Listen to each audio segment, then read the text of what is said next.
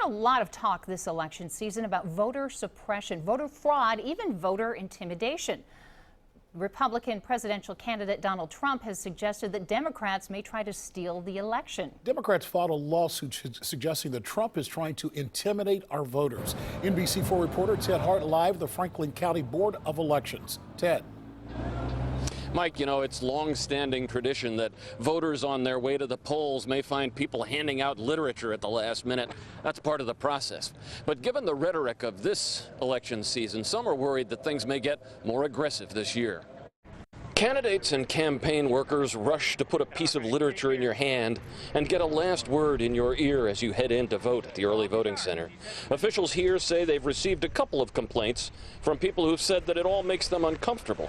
I'm like, even right now, like all these, signs and everything here could be a little intimidating for some people, so I can completely understand.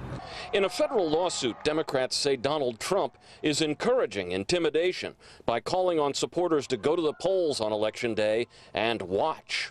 And everybody knows what I'm talking about. And we have to make sure that this election is not stolen from us and is not taken away from us. 4 years ago, new Black Panther Party members were spotted outside a polling place in Philadelphia. The Justice Department invested a complaint, but dismissed it. In Ohio, official observers inside the polling places are not allowed to speak to voters, just watch. Anybody that wants to campaign or pass out slate cards like you see folks back here, there are candidates around, they have to stay outside this 100-foot circumference.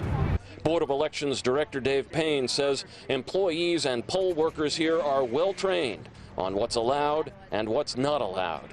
On Election Day, I would encourage anybody that feels intimidated by anyone to let the voting location manager know or a poll worker know, and we'll be right on it. We won't tolerate intimidation at all. And voter intimidation is a federal crime, and if you're convicted of that, you could go to prison for up to a year. Live at the Franklin County Board of Elections, Ted Hart, NBC4.